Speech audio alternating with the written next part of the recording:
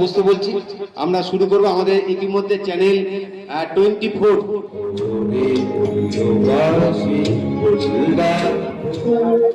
নমস্কার, আপনারা দেখছেন চ্যানেল 24 বাংলা। আমরা আবারও চলে এসেছি আরো একটি নতুন প্রোগ্রামে, যেটা হচ্ছে নৈহাটি ওয়েলফেয়ার সোসাইটির বসন্ত উৎসব প্রোগ্রাম। যারা অনুষ্ঠানটা পালন করছে আবৃত্তি এবং আবৃত্তি, নাচ গান অবশ্যই, এবং সাথে রয়েছে রং খেলা, সাথে রয়েছে। আমরা কথা বলবো এখানকার যিনি সভাপতি রয়েছেন তার সাথে আমরা কথা বলবো, এবং আমরা দেখে নেবো এই অনুষ্ঠানের যে কর্মসূচি, অনুষ্ঠান কি হচ্ছে সেগুলো তো অবশ্যই দেখে নেবো। সঙ্গে থাকবো। আমরা শুরু করব। আমাদের ইতিমধ্যে চ্যানেল 24 বাংলা, আর তারাও আজকে আমাদের এই অনুষ্ঠান প্রাঙ্গণে এসে, আমি তাদেরকে অভিনন্দন জানাচ্ছি। আমাদের এই কর্মকাণ্ডকে তারাও ত্বরান্বিত করবার জন্য ইতিমধ্যে তারা এসে চ্যানেল 24 বাংলা পক্ষ থেকে যারা এসেন তাদেরকে এই বসন্তের শুভেচ্ছা অভিনন্দন জানাচ্ছি আজকের এই অনুষ্ঠান প্রাঙ্গণে। আমরা শুরু করছি।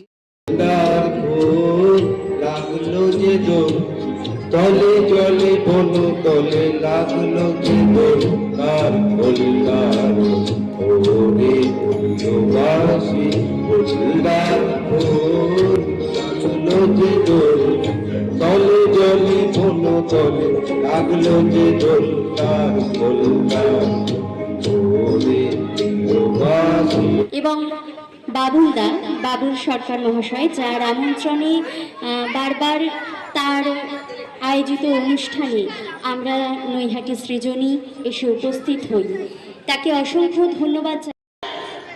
বলবে না মা পড়তে বসো, ঢের হয়েছে খেলা, আজকে মোরা ভাসিয়ে দেব অদ্ভুত খুশির ফেলা, যা খুশি তাই করবো মোরা, করবে না কেউ মানা, আমরা হলুম শিশু কিশোর, আমরা লক্ষ্মী ছানা, আজকে মোরা করবো শুধুই রঙিন জলে স্নান, নাচবো মোরা ভূতের নাচ, গাইবো খুশির গান।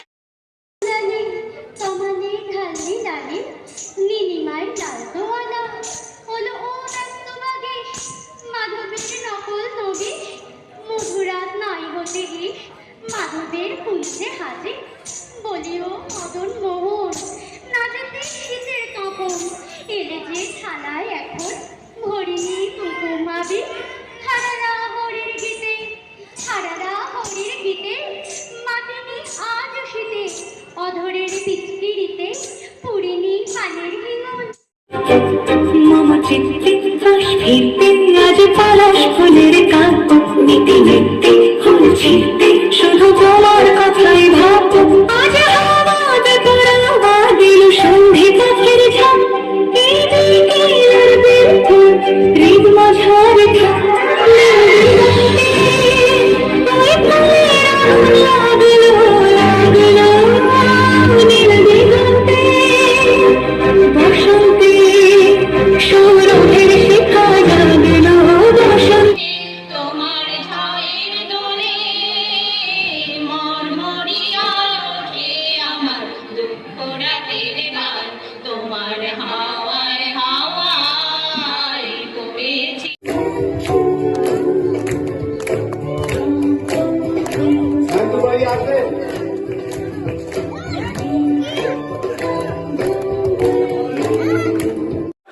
নৈহাটি ওয়েলফেয়ার সোসাইটির পক্ষ থেকে এই যে বসন্ত উৎসব হচ্ছে, অনুষ্ঠান সম্পর্কে কি বলবেন?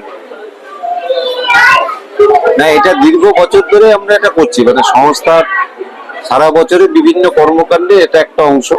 যেরকম আগামী পয়লা বৈশাখ নববর্ষের বৈঠকি আড্ডা আছে, এবং যদি ক্যালেন্ডার ওয়াইজ মাপা হয় নৈহাটি ওয়েলফেয়ার সোসাইটির জানুয়ারি মাস থেকে যদি আমরা শুরু করি, আমাদের জানুয়ারি মাসে 12ই জানুয়ারি আমাদের বিবেকানন্দর বার্থডে আমরা পালন করি, নেতাজি বার্থডে 23শে জানুয়ারি, 26শে জানুয়ারি প্রজাতন্ত্র দিবস, 31শে জানুয়ারি আমার মায়ের মৃত্যুদিনে একটা পারিবারিক কাছে একটা রক্তদান শিবির সংগঠিত হয়, এবং 1 জুলাই বিধান রায়ের ফল বিতরণ হসপিটালে, 5ই জুন বিশ্ব পরিবেশ দিবস, 5ই সেপ্টেম্বর শিক্ষক দিবস, এবং আমাদের একটা বড় সাংস্কৃতিক উৎসব হয়, যে সাংস্কৃতিক উৎসব নৈহাটি রেলওয়ে ইনস্টিটিউট বোকাওয়ালে 2 দিন ধরে এটা টানা হয়, এবং জেলা সারা বাংলার বিভিন্ন প্রান্ত থেকে লোক আছে।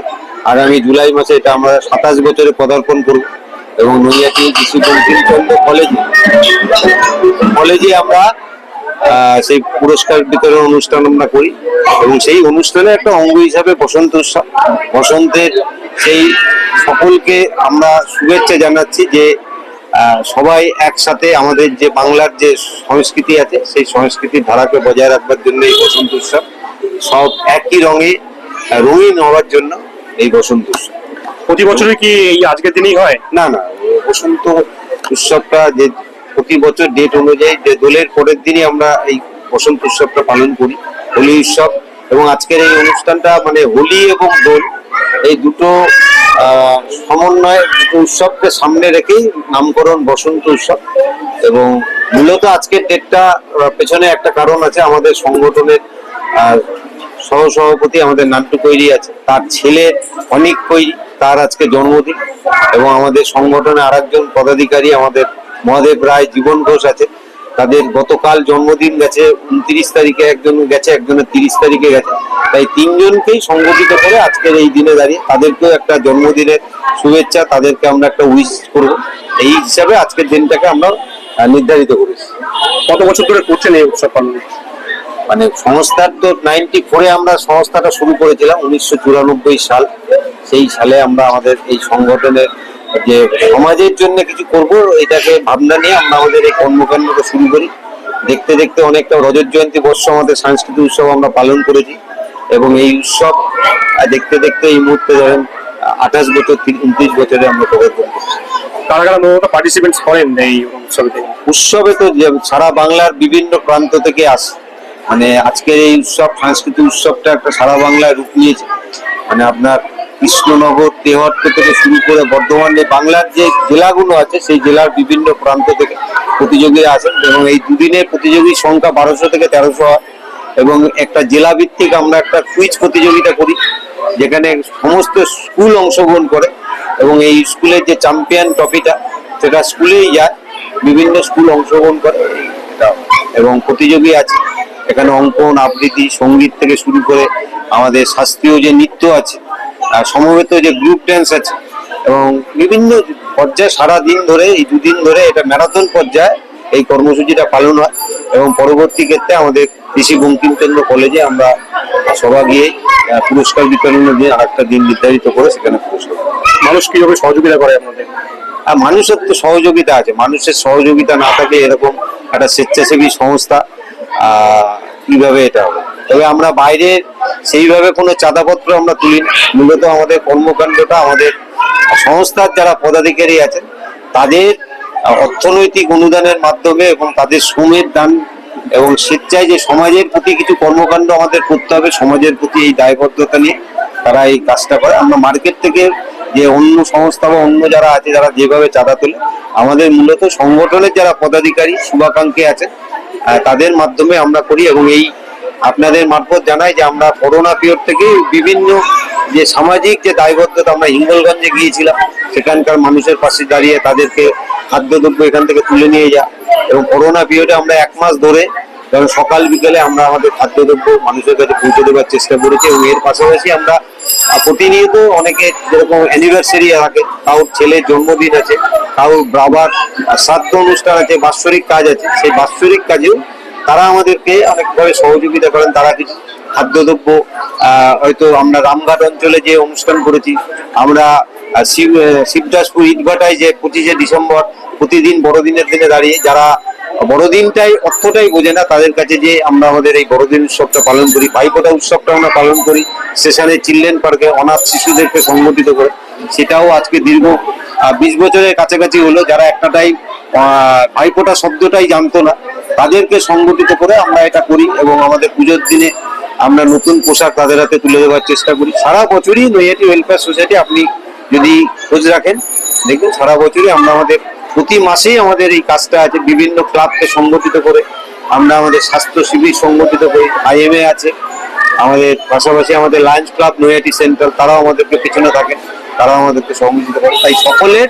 সহযোগিতার মাধ্যমে আমরা আমাদের এই কর্মকাণ্ডটা চালাই। সামাজিক কাজ হিসাবে আগামী দিনে আর কি কি পরিকল্পনা আছে? আগামী দিনে আমাদের যেটা মোটো আছে যে আমরা একটা চাইছি যে একটা ভ্রাম্যমান একটা গাড়ি, যে গাড়িতে আমরা বিভিন্ন গ্রাম অঞ্চলে যে আমরা স্বাস্থ্য পরিষেবাটা আমরা দেবো, এরকম একটা ভাবনা আমাদের মধ্যে আছে।